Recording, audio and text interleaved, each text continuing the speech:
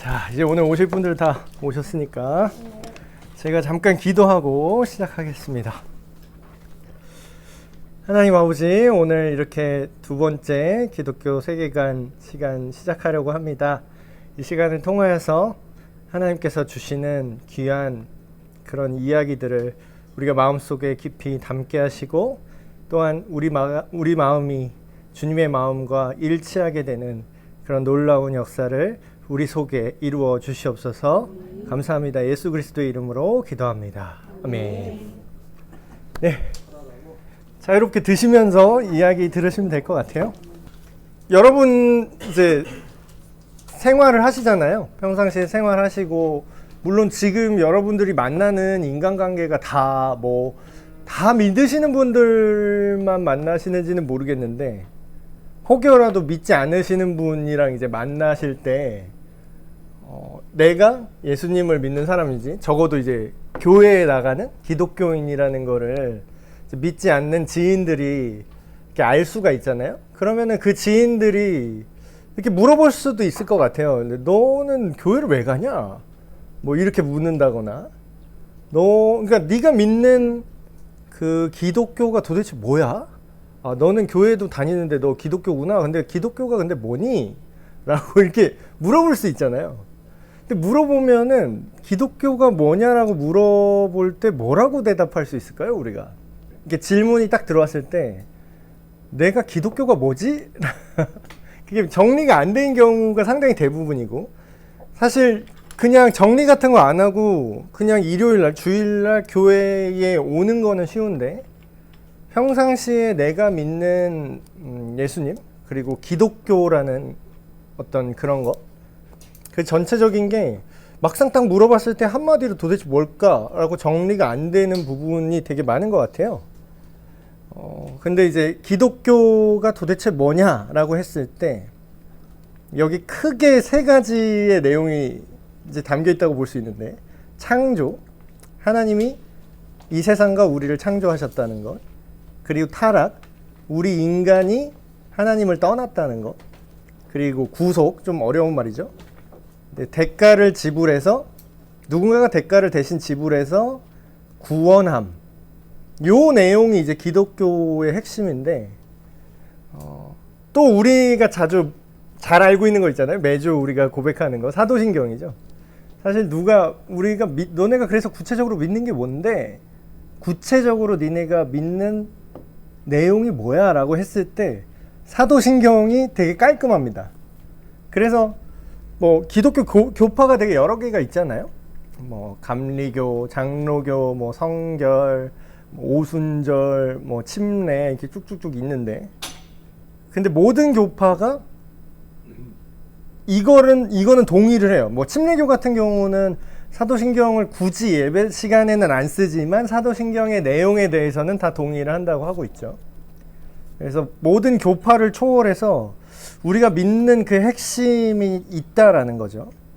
근데 저는 이제 오늘 제가 말씀드리고 싶은 거는, 그러니까 기독교가 뭐냐라고 할 때 여러 종교 중에 하나처럼 느껴지잖아요. 예를 들면 불교, 우리나라의 큰 종교들, 불교, 천주교, 외국에는 이슬람교, 이런 식으로 여러 무슨 교 이렇게 하니까 여러 종교 중에 하나인 것처럼 기독교를 이제 느끼는 분들이 많은데, 심지어는 교회 다니는 분들 중에도 그런 분들이 있는 것 같아요. 그러니까 나는 내가 이 종교를 정했기 때문에 나는 이거를 믿는 거지, 다른 여러 개의 종교들도 존재한다, 이런 식으로, 그것도 나름 괜찮다. 언뜻 보면 되게 친절해 보이는 마인드인데, 근데 이제 제가 말씀드리고 싶은 거는, 기독교는요, 종교라기보다는요, 삶의 방식입니다. 삶의 방식. 어떻게 살 것인가. 사는 방법이라고 할까요? 사는 방법? 더 좀 편하게 표현하면 사는 방법. 기독교 세계관에서는 이런 질문을 할 수가 있겠죠. 만약에 아까 창조, 타락, 구속의 얘기를 한다면, 창조하신, 이 모든 것들을 창조하신 하나님이 계신데, 그 하나님의 자녀가 우리가 다시 될 수 있다. 근데 그러면 우리는 어떻게 살아야 되냐? 결국 어떻게 살 건가? 이것까지 연결이 되는 거죠. 하나님이 계신다면 그분이 우리를 지으셨고 우리가 그분의 자녀라면 우리는 어떻게 살아야 되나? 그리고 또 우리가 기독교의 가장 핵심이라고 할 수 있는 이제 예수님의 십자가와 고난을 받으시고 십자가에 달려 돌아가신 예수님은 그 사실에 대해서는 많이 알고 있어요. 예수님의 십자가. 근데 왜 돌아가셨냐? 예수님이 도대체 왜 돌아가셨지? 그리고 더 중요한 거, 이게 제일 중요한 거죠. 나랑 그게 뭔 상관인가? 예수님이 십자가에 돌아가셨다라는 거를 모르는 사람은 거의 없어요. 사실 안 믿는 사람 중에서도 뭐 역사적 사실로 다 나오는 얘기니까. 근데 큰 차이는, 믿는 사람과 안 믿는 사람의 가장 큰 차이는 그분의 십자가의 죽으심의 의미를 알고 있고 그게 나를 위한 죽으심이라고 받아들여진 것과 그게 나랑 무슨 상관이냐라는 그 차이밖에 없는 거죠. 둘 다 사실은 받아들이되. 그래서 교회 활동이라고 하잖아요. 교회 활동, 뭐 신앙생활, 뭐 교회 활동, 교회 생활, 뭐 이런 여러 가지 비슷한 단어들을 많이 쓰는데, 근데 교회 활동 따로 내 인생 따로 그렇게 생각하고 느끼고 사는 분들이 꽤 많은 것 같아요. 꽤 별도인 거지. 근데 이게 기독교를 여러 종교 중에 하나라고 생각하면 이렇게 되기가 쉽거든요. 그러니까 거의 대부분의 종교는 자기의 종교 행위가 따로 있고요. 그 이외에는 내 삶을 내 알아서 삽니다. 그리고 종교 활동을 하는 이유도요, 원래 본체가 내 삶이에요. 그러니까 내 마음대로 내가 하고 싶은 대로 사는 게 그게 제일 중요한데, 종교 행위를 더하는 이유는 그거에 도움을 준다라는 거죠. 내 마음대로 살고 내 인생을 사는데 뭔가 신적인 도움을 받아서 내 인생을 편하게 가고 싶다. 이게 보통 사람들이 종교를 바라보는 그런 생각인데, 근데 기독교 세계관으로 제대로 이거를 본다면, 기독교 세계관을 갖는다라는 건 다시 말하면 예수님을, 성경이 말하는 예수님을 믿고 다시 하나님의 자녀로 다시 태어난 인생이다. 그러니까 우리가 거듭났다라고 말하죠.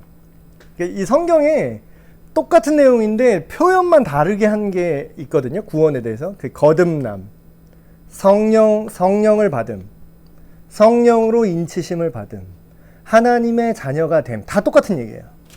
중생함. 다 똑같은 얘기예요. 근데 이게 사람들이 종교적으로 기독교를 공식처럼, 구원의 공식처럼 이거를 이해하면요, 어떻게 되냐면요, 이거를 구원받기 위한 일종의 종교 의식, 한 과정? 그렇게 생각을 해요. 근데 그게 아니라 실제로는 거듭난다라는 건 물론 한순간에 거듭나지만, 하나님의 자녀로 신분이 바뀌는 건 한순간이지만, 처음 믿을 때. 근데 처음 믿으면 땡이다가 아니라 그게 계속 이어지는 삶의 방식이라는 거예요. 삶의 방식. 그러니까 예수님을 믿고 거듭난다라는 건 계속 앞으로의 삶을 예수님과 함께, 아니 예수님처럼 어떻게 살아갈 것인가, 그것까지 포함이 되는 거거든요. 그래서 생활의 원리를 성경에서는 얘기합니다. 이게 되게 중요하죠. 생활은 성경대로라면 우리는 영원히 살 거거든요. 그러니까 영원히 산다라는 게 생활이 계속 이어진다라는 거잖아요. 안 끝나고. 물론 나중에 부활한 새 몸을 얻고 형태가 달라질 수는 있으나 그래도 본질은 어때요? 계속 살아가는 거잖아요.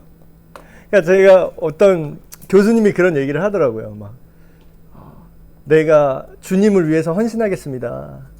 내가 영원히 주님을 따르겠습니다. 막 이런 고백을, 막 찬양의 가사도 있고 그런 거 많잖아요. 기독교인들이 사실 입버릇처럼 쉽게 하는 그런 고백이기도 한데, 내 삶을 주님께 드리겠습니다. 근데 어떤 교수님이 그런 얘기를 하더라고요. 너의 삶의 전체를, 너의 평생을 주님께 드린다는 고백을 너무 쉽게 생각하진 않니? 그러면서 확 깨는 얘기를 하시는데, 너 영원히 주님을 따르겠다라고 말하는데 너 5분을 따를 수 있니? 주님을? 5분. 네 앞에 5분.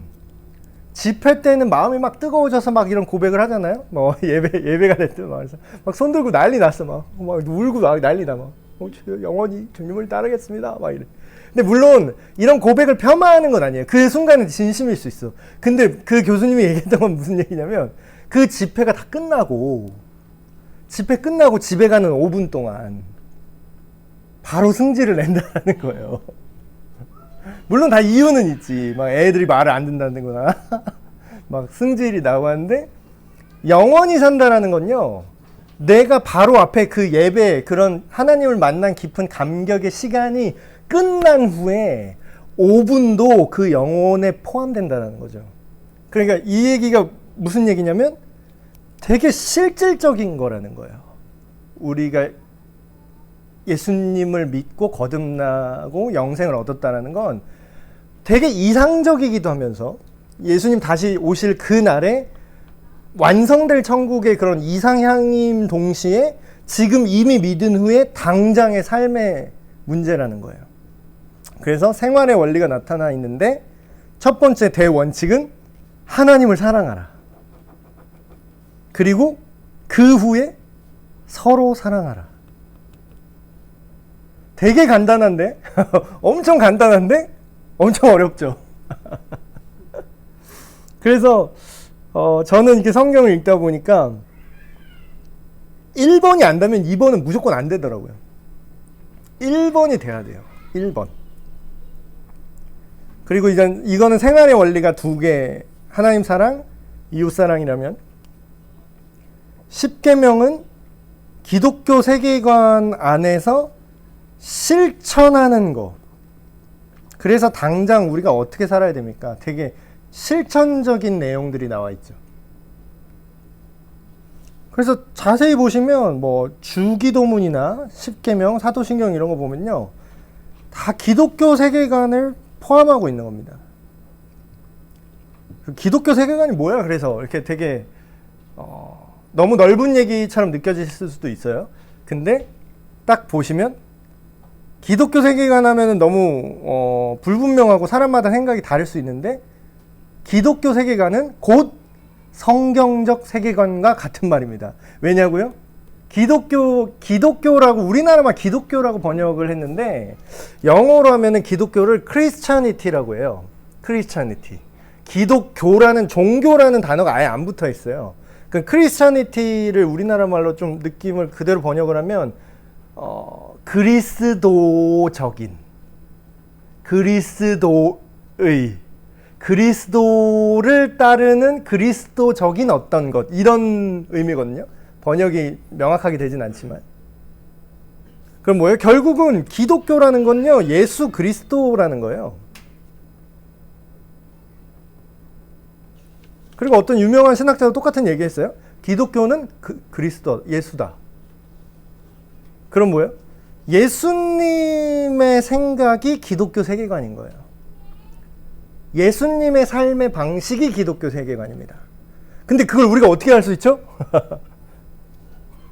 성경에 예수님이 그런 얘기를 하시죠. 너희가 날마다 진리를 얻을 줄 알고 영생을 얻을 줄 알고 성경을 묵상하는데 그 성경이 나에 대해서 얘기하고 있다. 예수님이 그렇게 얘기했잖아요. 그 성경이 여러 성경책들이 있는데, 구약부터 신약에 이르기까지 그 모든 성경이 결국은 하나를 압축하면은 예수 그리스도예요. 그래서 성경에서 파생된 세계관이 곧 기독교 세계관입니다. 그래서 우리가 믿는 내용이, 뭐 교리반에서도 지금 성경에 대해서 얘기하고 있지만, 우리가 믿는 내용은요, 철저하게 성경에 근거해야 돼요. 이게 가장 큰 차이입니다. 타종교와 가장 큰 차이예요. 타종교도 경전이 있긴 있는데요, 타종교는 경전이 그렇게 중요하지 않아요. 어떤 자기들의 이제 마음의 자세라든가 삶의 철학이라든가 그 나름의 철학으로 그런 경전을 덮거든요, 보통. 그리고 심지어는 뭐 천주교나 카톨릭 같은 경우는 성경이 있지만 교황의 결정이 성경보다 위에 있죠. 우리가 하나님 말씀에 근거해서 예수님이 생각하는 것처럼 생각하려면 그 생각이 어디에 나와 있냐라는 거죠. 무슨 근거로, 무슨 기준으로. 근데 사람마다 예수님이 이럴 거다. 예수님은 이렇게 생각할 거야. 이 문제에 대해서 예수님이 이렇게 생각할 거야. 사람마다 자기 생각은 되게 다양해요. 지금도 그렇습니다. 아니 똑같은 기독교인이래. 자기도 기독교래. 나도 기독교고 당신도 기독교인데 예수님은 예를 들면 동성애에 관한 입장 하나만 봐도 예수님은 사랑이셔서 예수님은 사랑이 넘치시기 때문에 동성애도 그냥 사랑으로 다 품으실 거라는 거야. 이 얘기는 동성애 자를 품는 게 아니라 동성애 행위를 계속해도 그걸 계속 유지하는 게 사랑이라는 거예요. 근데 내가 아는 예수님은 다르거든. 제가 아는 예수님은요, 죄인을 사랑하지 죄를 사랑하는 분이 아니거든요. 그러니까 예수님이라면 예를 들어서 동성애를 비롯해서 다른 범죄자가 있다 할지라도 그 사람을 사랑하기 때문에 그 사람이 그 죄에서 벗어날 수 있도록 도우시는 게 예수님의 사랑이죠. 예를 들면 동성애 성향을 갖고 있다면 다시 그거를 버리고 하나님께서 설계하신 온전한 남자 여자의 올바른 성으로 회복할 수 있도록 도와주는 게 예수님의 사랑이죠. 그거를 계속 냅두는 게 예수님의 사랑은 아니에요. 근데 똑같은 자기도 자칭 기독교인이라고 나도 교회 출석해요, 내가 집사요, 내가 장로요, 심지어는 내가 목사요 하는데 목사조차 예수님은 그렇게 생각 안 한다라는 거야. 그럼 뭐죠? 둘 중에 하나는 틀리잖아요. 아니 둘 다 맞을 순 없어요. 그건 말이 안 되잖아요. 제가 맞거나 그 사람이 맞거나예요. 그럼 이 서로 우겨. 그럼 근거가 어디 있죠? 누가 예수님의 생각일까요? 성경에 근거하지 않으면 성경의 죄를 혐오하기까지, 다른 말로 하면요, 예수님이 십자가에 달리셨다라는 것은 하나님께서 죄는 자기 아들을 십자가에서 죽여버릴 만큼 증오했다라는 뜻이에요. 하나님이 죄를 그렇게 싫어하고 그렇게 혐오하시기 때문에 누군가는 대가를 치러야 되는 거예요. 그 죄값을. 그러니까 그거를 모르더라고 사람들이. 기독교를 만약에 세상에서, 그러니까 성경대로 믿는 기독교를, 정말 제대로 된 기독교를 세상에서 없애버리려면요, 아주 쉬운 방법이 하나 있어요. 그게 뭐냐면 성경이 거짓이라는 게 명확한 결과로 드러나면 됩니다. 성경이 만약에 가짜고 성경이 거짓말이고 성경이 사실이 아니라는 걸 확실하게 증명하잖아요. 그러면 이 땅에서 모든 교회와 기독교는 당장 밀어버릴 수 있어요. 왜냐하면 그게 말도 안 되는 얘기잖아. 누가 지어낸 거잖아. 그야말로 어떤 종교 산업이 된 거지. 성직자들 먹여 살리느라 성직자들이 돈 빨아먹는 그런 수단이나 마찬가지인 거죠. 이게 성경이 거짓말이라면. 그 정도로 성경적 세계관을 갖는 거는 그게 기독교의 핵심입니다. 그래서 저는 막 옛날에 제가 청년부 가르칠 때 청년들한테 그런 얘기도 했어요. 나는 솔직히, 나도 예전에 그랬지만 나는 솔직히 성경을 안 읽는 사람은 기독교인이 아니라고 생각해. 이렇게 얘기했어요. 성경을 안 읽으면 기독교인이 아니에요. 그러니까 왜 아니냐면, 물론 성경을 읽기 전에 먼저 복음을 듣고 복음의 그런 핵심적인 내용, 하나님의 창조와 우리의 죄인된 모습과 그걸 구원하신 예수 그리스도, 그런 구두로 그 복음을 들어서 믿을 수는 있어요. 근데 믿은 다음에 계속 성경을 안 읽는다? 그럼 이 사람의 믿음은 되게 불완전한 믿음이 됩니다. 왜냐면 그 사람은 신천지가 와서 이만희 씨가 성령이라고 말해도 믿었을 사람이니까. 근거가 없잖아요. 그러니까 맞는 말을 듣고 처음엔 믿긴 했지만 성경을 그 사람이 안 읽잖아요. 그럼 그 사람의 믿음은 근거가 없는 믿음입니다. 다른 이단이 와서 다른 종교, 다른 교리를 말해도 그 사람은 믿을 거예요. 똑같이 근거 없이 믿었으니까. 그래서 성경을 읽는 건 정말 중요한 건데, 문제는 성경을 우리가 보기만 하는 게 아니라 성경을 통해서 봐야 돼요. 이게 비슷한데 좀 다른 얘기죠. 우리는 성경을 보는 거에는 되게 집중을 많이 해요. 그래서 교회들에도 막 뭐 성경 통독 그래가지고 1년에 막 전교인들 막 성경 읽는 프로젝트 하고 그런 교회들 많고, 그렇게 성경을 읽는 거에서 열심히 하는 모습이 있는데, 성경 자체를 읽긴 읽는데 성경을 통해서 성경의 그 프레임, 그 안경을 써서 우리가 실제로 당장 살고 있는 그 세상을 보는 그런 훈련은 생각보다 잘 안 돼 있는 것 같아요. 만약에 이게 잘 돼 있다면 우리가 사는 세상이 교회가 이렇게 많고 자칭 믿는다는 사람이 이렇게 많은데 세상이 이렇게 문제투성이진 않을 것 같아요. 그래도 뭐 멀리 갈 것도 없이 막 직장에서 막 이런 얘기들 많이 듣잖아요. 막 되게 악독하게 구는데 막 교회 권사님이고 막 장로님이고 막 직원들 월급 막 제대로 안 주고 떼먹고 막 어떻게든 적게 주려고 막 그러는데 막 자기 예배 드리러 가야 된다 그러고, 그러면은 그분의 이분의 문제가 뭐죠? 이분은 성경만 보고 교회 예배만 교회 모임만 참가했지 성경에 나와 있는 예수님의 정신으로 자기가 살고 있는 실제 세상을 보지 않고 있는 거예요. 그러니까 자기가 예배 드리러 가야 되니까 너는 이렇게 더 불합리하게 일해야 돼.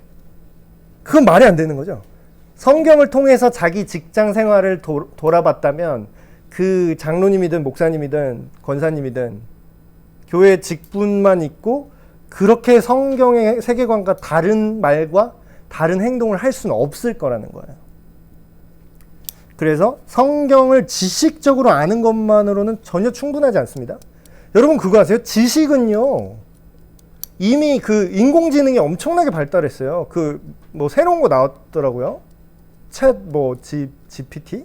그게 새로 나와가지고 그냥 채팅으로 물어보면 진짜 실시간으로 바로 다 대답을 해줘요. 바로. 요즘 제일 잘 팔리는 냉장고 모델 좀 뽑아줘. 한 세 개 정도. 채팅을 치면은 실제로 그거 뽑아줘요. 그 인공지능이. 그럼 뭐예요? 요즘 성경 검색하면 다 나와요. 성경 본문 검색하면 다 나온다니까요. 근데 그 지식만으로는 충분하지 않고 그거를 내 생활에 적용하는 지혜가 필요한 거예요. 지혜. 우리에게는 성령께서 주시는 지혜, 그리고 성경적 가치관으로 내 생활을 보는, 그게 중요한 거죠.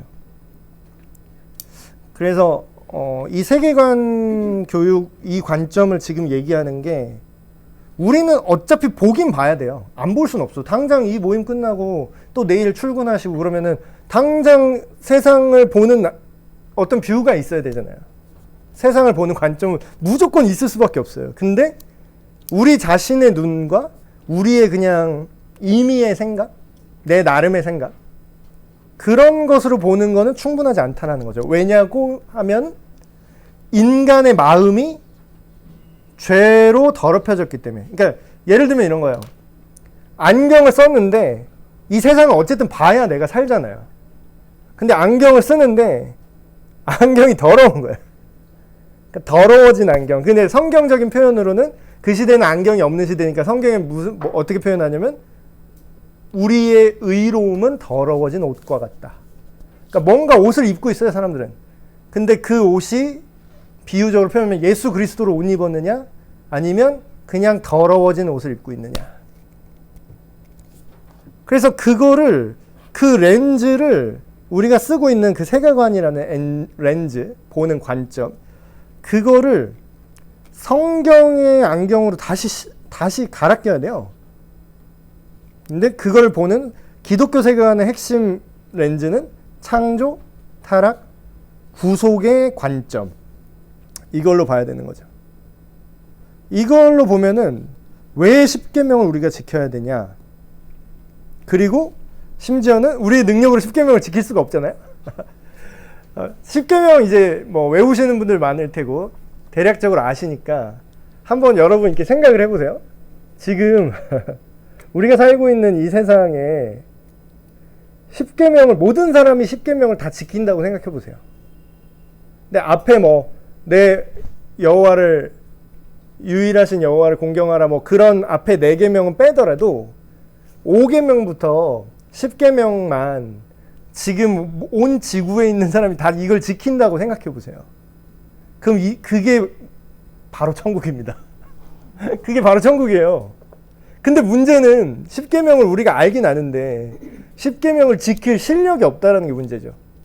그걸 못 지킨다라는 거지. 근데 우리가 복음이라는 예수님이라는 어떤 성경적인 기독교 세계관을 우리가 덧입는다면 10계명을 왜 지켜야 되는지 아는 것뿐만 아니라 그걸 어떻게 하면 지킬 수 있는지도 알게 돼요. 그러니까 예수님이 진짜 대단한 게 그러니까 제가 예수님을 제대로 믿고서 느꼈던 어떤 감탄이 있어요. 감탄. 물론 저도 처음부터 예수님을 제대로 믿은 건 아닌데 교회만 왔다 갔다 한 적도 많았고 근데 나중에 어느 시점에 정말로 예수님을 믿게 되었을 때 그 감탄이 뭐였냐면요. 와, 이게 되네? 이런 것들이 되게 많아졌어요. 어떻게 이게 되지? 그러니까 이게 인간이 할 수가 없는 정도의 어떤 선함과 그러니까 당장 내가 뭐 좋은 행동을 했다, 나쁜 행동을 했다 그 차원이 아니라 마음의 동기가 새롭게 고쳐지기 시작해요. 근데 이게 내 힘으로는 절대 안 되는 거거든요. 근데 예수님이 이게 말이 안 되는 거를 되게 해요. 그러니까 이거를 좀 쉬운 말로 하면 전에는 생각도 안 하고 관심도 없었던 건데 내가 그게 하고 싶어지더라고. 어느 순간인가. 그러니까 이게 기적이에요, 정말. 성경 읽으면 바로 잤거든요, 옛날에. 바로 잤어요, 옛날에는. 근데 어느 순간인가 성경이 너무 재밌어지더라고. 그래서 계속 막 지하철 왔다 갔다 하면서 대학생 때 막 그 지하철 안에서 막 성경 읽다가 막 감동해서 막 오열하는데 막 창피하잖아요. 막 사람들 이제 막 다 큰 남자가 혼자 성경 읽다가 막 울어 막 울어 이렇게 눈물 줄줄줄 나오는데 막 창피한지도 모르고 그렇게 막 읽었어요. 그 숭실대까지 왔다 갔다 하는데 막 지하철 왕복 3시간이니까. 그래서 그때 아니 옛날엔 그렇게 재미없던 성경이 어떻게 이렇게 재밌어지고 그러니까 나의 어떤 자유의지로 하나님을 당신을 알고 싶습니다. 당신의 사랑을 내가 알고 싶습니다. 이런 의지는 필요하지만 실질적으로 그걸 가능하게 하는 건 내 힘이 아니더라는 거죠. 되게 놀랍습니다. 그러니까 엉망진창 인생이 어느 정도로 망가졌는지가 상관이 없더라고요. 그러니까 예수님을 믿는다는 건요. 쓰레기 더미에서도 예쁜 꽃을 피게 해요. 근데 이게 안타까운 건 대다수가 이걸 느끼진 못해요. 심지어는 교회 다니는 사람 많은데 그 안에서도 이 맛을 아직 못 본 분들도 되게 많아요. 그래서 그러니까 제일 안타까운 건 그렇게 애매하게 약간 그러니까 예를 들면 이런 거죠. 여기 이제 빵이 들어있는 봉지가 있어요. 근데 이제 나도 빵을 갖고 있다 이거야. 나도 빵 안다 이거야. 근데 제가 이랬거든요. 제가 옛날에 이랬는데 예수님을 모르진 않지.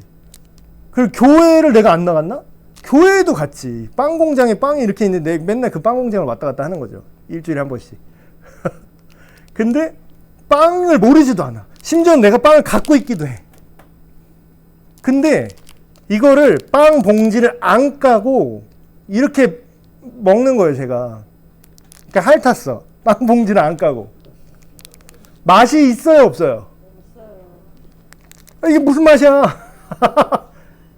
그러니까 예수님을 제대로 믿고 복음이 딱 들어와서 존재가 바뀌면서 세계관이 점점 바뀌고 성경을 읽으면서 예수님의 그 생각들이 그분의 어떤 안경이 내 안에 씌워지지 않는 사람은 이 상태인 거야. 제가 옛날에 일해서 되게 잘 알아요. 맛이 없지 당연히. 근데 자기는 예수님을 믿는 줄 알아. 그러면서 이런 말을 해요. 예수 믿어도 사람 안 바뀌더라. 예수 믿어도 배고프던데? 예수 믿어도 야 달콤한 것도 없어. 그냥 야 그냥 다른 거 세상에서 야 이거는 종교고 세상에서 네 인생 찾아야 돼. 네 살 길 찾아야 돼. 근데 어느 순간 빵 봉지를 깠는데 이게 까졌어요. 이게 내가 원해서 내 능력으로 내 실력으로 깐 것도 아니야. 하나님의 은혜로 이 빵 봉지가 까졌어. 근데 딱 혀를 댔는데 평상시랑 똑같이 혀를 댔는데 어이구 나네. 아 그때 알았지. 빵 봉지 까본 사람만 알아요. 아 내가 안 까고 먹었구나 이걸 내가 안 까고 먹었네. 그럼 이걸 까고 먹으면 맛을 보면 어때요? 딱 먹었는데 예수 믿어도 사람 안 바뀌더라가 아니라 아 예수를 믿으면 무조건 바뀌는구나. 네. 맛있게 먹었죠. 네. 그러니까 빵 봉지를 안 까고 먹은 사람들이 꼭 이런 말을 해요. 예수 믿어도 사람 안 바뀌어. 근데 빵 봉지를 진짜 까고 정말 복음을 맛보고 예수님을 정말 맛본 사람들. 나를 먹어라. 그걸 진짜 먹은 줄 착각하는 사람은 그렇게 계속 종교인처럼 사는 거고요. 진짜 먹은 사람이 진짜로 그 능력대로 십계명을 지키고 싶어지고 지키게 되는 거죠. 겸사겸사 먹고 있는데. 그래서 빵봉지 비유 오랜만에 하네. 이거 진짜 제가 생각해도 그러니까 교회는 다니는데 뭔가 느껴지는 게 없어요, 목사님. 뭔가 재미가 없어요. 이런 친구들은 사실 이런 상태인 거죠. 빵봉지만 계속 핥아봤자 아무런 맛이 안 납니다. 이게 진짜 기독교 세계관 안에 들어온다는 개념이고, 근데 이게 정말 좋은 건데 문제는 가짜들이 있어요. 가짜들. 뭐 이단 사이비처럼 되게 노골적인 가짜가 있는데 그게 아니더라도 그냥 우리의 일상, 다른 종교가 여러 개 있어서 뭐 어떤 게 진짜 종교인지 헷갈리게 한다 이런 차원이 아니라 그냥 우리 일상을 사는데 다른 세계관이 있어요. 근데 이게 되게 위험한 건데 진짜 세계관은 기독교 세계관 하나뿐인데요. 실제로 하나님이 이 세상을 지은 게 맞다면 설계자가 한 명이잖아요. 한 명이 아니라 한 존재잖아요. 한 분 하나님이 인간을 지으셨고 이 세상을 지으셨다면 세계관은 그분 중심의 세계관 하나밖에 없는 건데 우리가 그렇게 생각을 안 하고 나름의 여러 가지 세계관들을 만들어 놓고 살아요. 근데 그게 웃긴 건 자기들끼리도 서로 말이 안 맞아. 예를 들면 그러니까 이원론 이런 거 많이 있죠. 선과 악. 전에 그런 그림이 많았어요. 뭔가 이제 선과 악 이런 거를 구글 이미지 검색 이런 데 치면은 그림이 하나 나오는데 한쪽에는 이렇게 예수님이 이러고 있어요. 한쪽에 예수님처럼 생겼다고 주장하는. 보통 우리가 흔히 예수님이라고 생각하는 뭐 긴 머리에 수염 달린 그분이 이렇게 팔씨름하듯이 딱 이러고 있어요. 그리고 반대편에는 뿔 달린 악마 같은 애가 딱 손을 잡고 약간 맞대결을 하는 그런 이미지가 나왔었거든요. 근데 이제 그걸 잘 모르는 분들은 그래 하나님과 사탄의 대결 구도다 이렇게 생각해요. 하나님과 사탄의 대결 구도야. 우리는 선과 악의 싸움을 싸우고 있어. 이렇게 생각하거든요. 근데 저도 옛날엔 그게 맞는 줄 알았어요. 그러니까 대충 뭐 교회 다녀도 선하게 살아야 되고 악을 미워하고 그러니까 약간 두 개가 대등한 힘을 가진 대결 구도 같잖아요. 근데 여러분 실제는요. 그건 거짓말입니다. 실제는 뭐냐면요. 사탄은요. 하나님이랑 비빌 수가 없어요. 그러니까 하나님 그러니까 그냥 우리 발톱 새끼 발톱 끝에 있는 발톱 밑에 있는 때 안에 있는 무슨 성분 하나도 안 돼요. 사탄과 하나님은 그거보다 더 심하게 압도적으로 차이가 나요. 감히 어떻게 하나님이랑 1대1로 이런 비비는 개념이 안 돼요. 그리고 선과 악의 대결 구도라는 건 우리 마음 속에서나 그런 거지, 실제로 악함이라는 건요, 별도로 존재하지도 않는 거예요. 그럼 악이 뭔가? 목사님이 악이 없다고요? 악함이 없다라고요? 악이 따로 있지 않다고요? 네, 악은 따로 있는 개념이 아닙니다. 그럼 악은 뭐냐면요, 악한 게 따로 있는 게 아니라 선의 부재 상태예요. 그러니까 성경에 보면 빛과 어둠 나오죠. 빛과 어둠. 어둠, 여기서 좀 이과 과학적으로 생각 가능하신 분 한번 생각해 보세요. 어둠이라는 게 별도로 존재합니까? 우리는 그렇게 생각하잖아요. 어둠이라는 게 따로 있을 것 같아. 왜냐면 빛이 있으면 어둠이 있으니까. 지금 밖에 어둡잖아요. 저기 밖에 어둡죠? 저쪽 끝에 가면 이제 빛 안 들어오는 데는 어둡잖아요.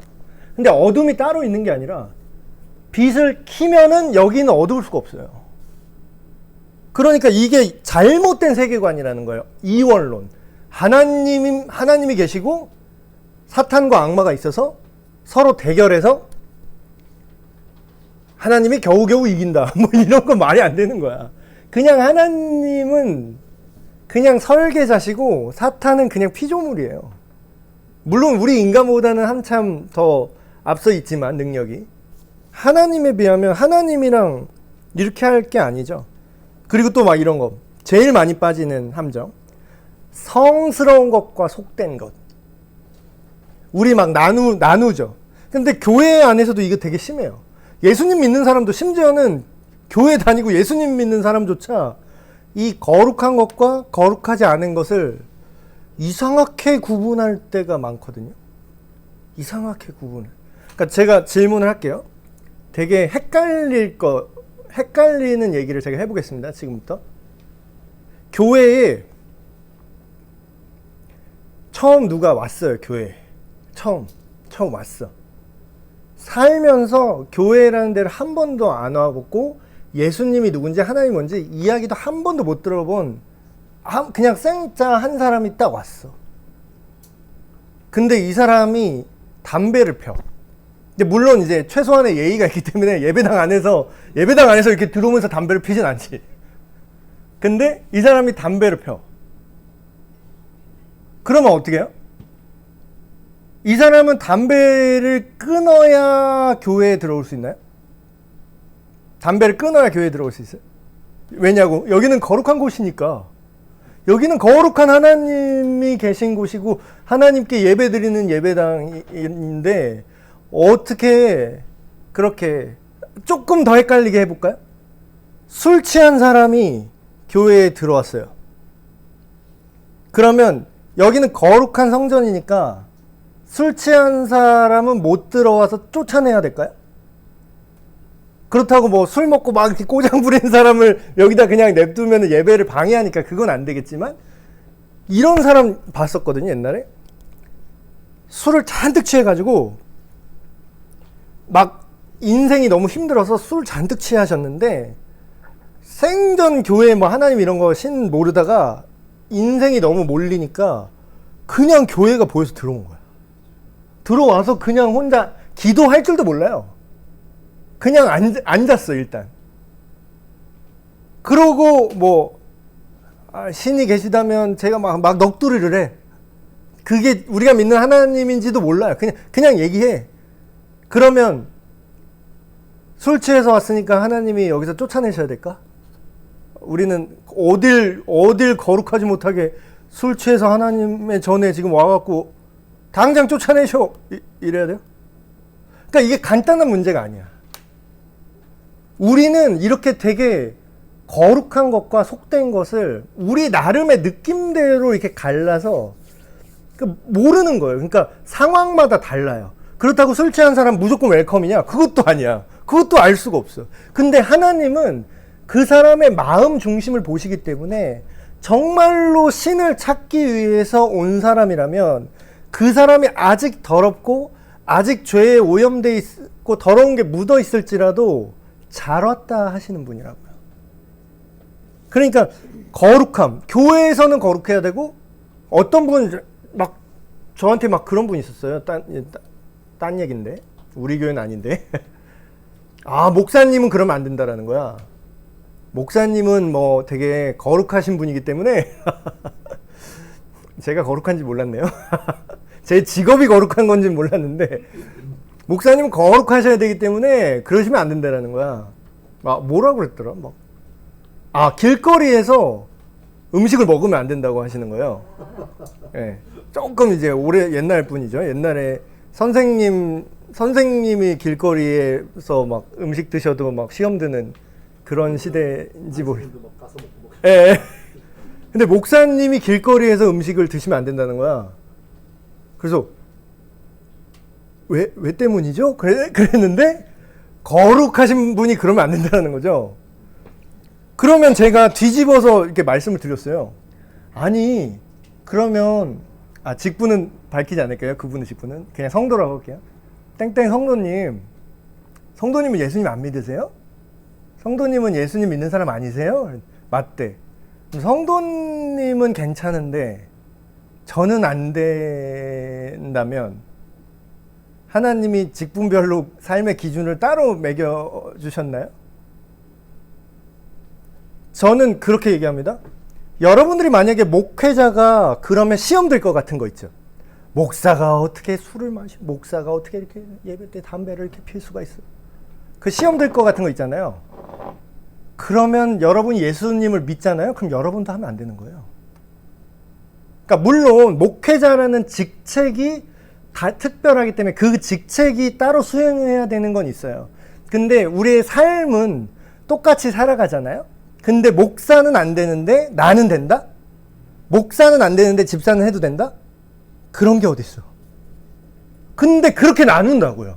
성스러운 것과 속된 것을. 그것도 또 성경적인 기준도 아니야. 그냥 자기 느낌이야. 그러니까 목사는 왠지 그래야 될 것 같대. 어쨌든 그래서 이렇게 생각하면은 잠자리 눈 같이 초점이 되게 여러 개예요. 이건 말이 안 되는 거야. 하나의 일관성 있게 우리가 살아야 돼요. 일관되게. 이렇게 초점이 여럿이잖아요. 그러면 이제 귀에 걸면 귀걸이, 코에 걸면 코걸이가 되는 거예요.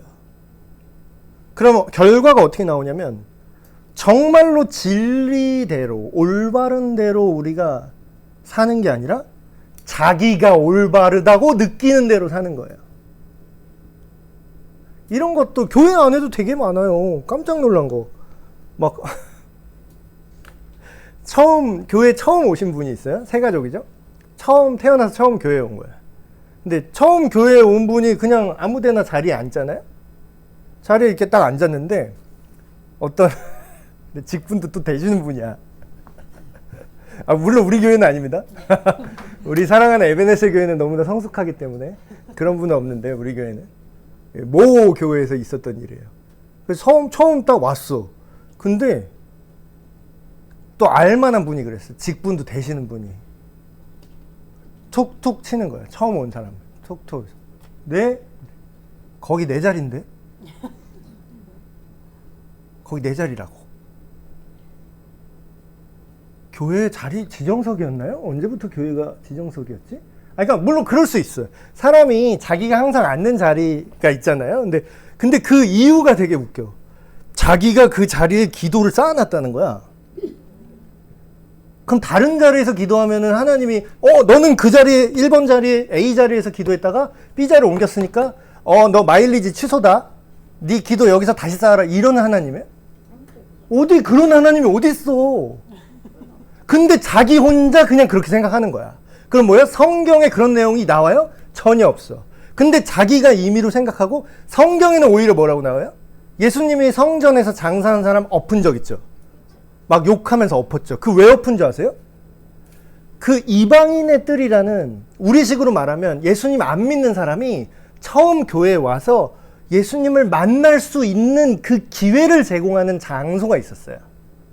세신자석 같은 거지, 우리식으로 말하면. 근데 그 자리를 못 앉게 하는 거예요. 거기서 장사하느라고. 예수님이 어떻게 했죠? 너무 화가 났지. 성경에 쌍욕이 나와요.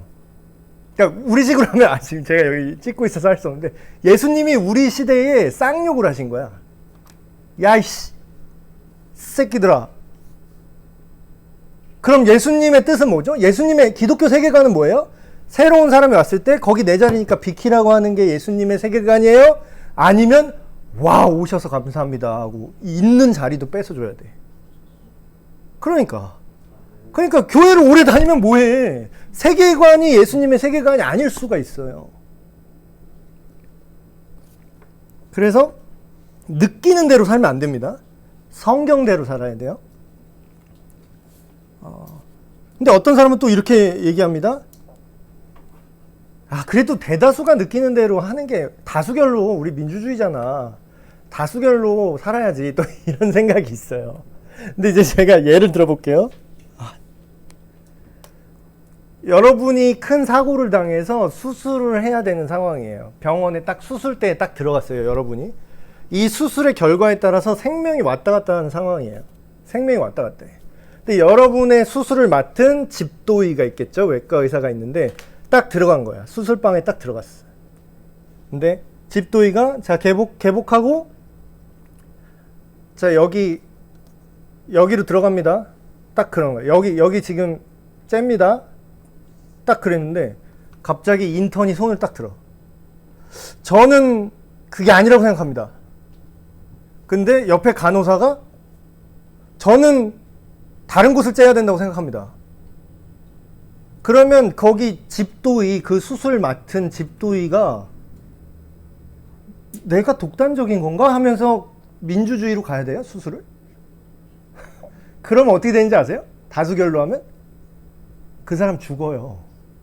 그 사람 죽는다고. 그럼 뭐예요? 세계관이 여러 개 있잖아요. 그럼 너도 맞고 우리 서로 싸우지 말자. 이러면 어떻게 되는 줄 알아요? 죽어요. 그렇게 살면 죽습니다.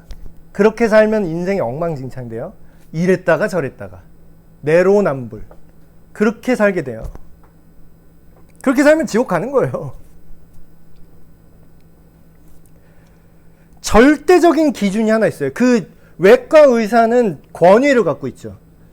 거기 있는 모든 사람들보다 가장 많은 경험과 가장 많은 훈련으로 정확히 설령 틀릴지언정 틀려도 그 사람 말을 들어야 돼. 왜냐면 배가 사공이 많으면 산으로 가요. 틀리더라도 그 사람이 틀려야 돼. 그래야 그 사람이 고치니까. 근데 우리는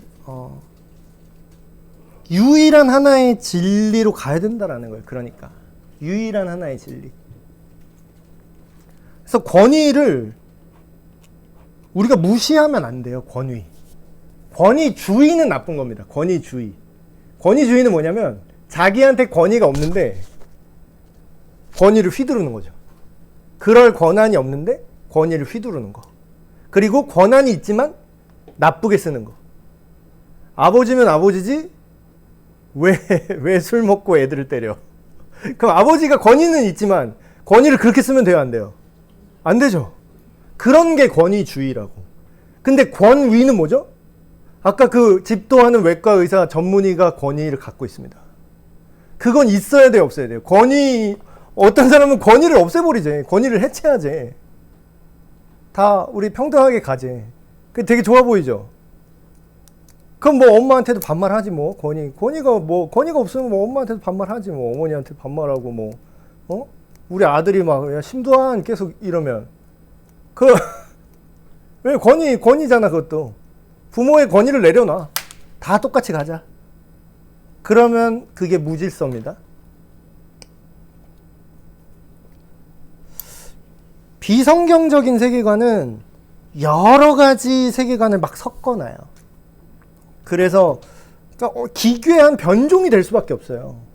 그러니까 지금 이 세상이 우리가 막연하게 그렇게 배웠죠.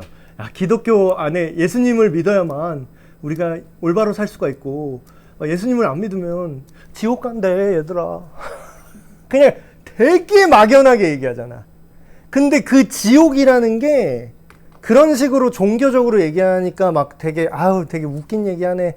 되게 동화 같은 소리 하네. 이렇게 사람들이 느끼잖아요. 근데 그거를 제가 구체적으로 말씀드리면 각자 옳은 대로 판단해서 질서가 없고 무질서하게 사는 그 세계관의 짬뽕, 그 상태가 지속되면 그게 지옥이에요.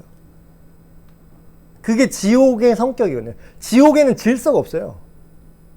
지옥에는 그냥 지 멋대로 하는 거야. 사람 죽이고 싶으면 죽이고 뺏고 싶으면 뺏고 훔치고 싶으면 훔치고 뭐 지 멋대로 하는 게 지옥이에요. 그러니까 결국 그러니까 예수를 안 믿으면 무조건 지옥이라고? 그러면 뭔가 지옥에 보내버리는 것 같잖아. 그게 아니라 예수님만이 그 세계관만이 유일하게 인간을 정상적으로 기능하게 하는 유일한 진리고 유일한 길이고 유일한 세계관인데 그 세계관 밖에 있는 게 문제를 일으키고 그게 지옥의 본성이라는 거예요. 그래서 오늘 결론은 기독교 세계관이라는 것은 성경적인 세계관이고 그거는 여러 세계관 중에 고를 수 있는 게 아니라 우리가 반드시 가져야만 하는 단 하나의 유일한 세계관이다. 이게 그게 내가 길이요 진리요 생명이다. 오직 예수 그리스도 외에는 다른 구원받을 이름을 준 적이 없다라는 그 성경 말씀이 현대적으로 이거를 설명하잖아요. 그거는 종교적으로 사람들이 자꾸 받아들이니까 현대적으로 생각하면 그 얘기예요. 예수님만이 온전한 구원을 주는 세계관이라는 거야. 예수님만이 인간을 가장 정상적으로 돌릴 수 있는 유일한 삶의 방식이라는 거야. 그래서 오늘 2주차 기독교 세계관에 대해서 이렇게 말씀을 드렸습니다. 일단 제가 기도하고 오늘 마치겠습니다. 하나님 아버지, 우리가 이 혼란한 세상 속에 살고 있습니다. 그러나 너무나 감사한 거는 우리에게 복음을 주셔서 우리가 그 복음을 맛보아 알게 하셨습니다. 이제 우리가 교회에서의 삶과 믿음 생활과 우리가 마주한 현실에서의 삶을 이분법적으로 나눠서 임의로 생각하고 살아가는 것이 아니라 그 모든 것들이 아는 것과 믿는 것과 살아내는 그 모든 것이 하나가 되게 하시고 예수님처럼 생각하고 예수님처럼 느끼고 예수님처럼 행동하고 예수님처럼 바라보는 우리가 되게 하여 주시옵소서. 우리 주 예수 그리스도의 이름으로 기도합니다. 아멘. 예, 마쳤습니다. 네.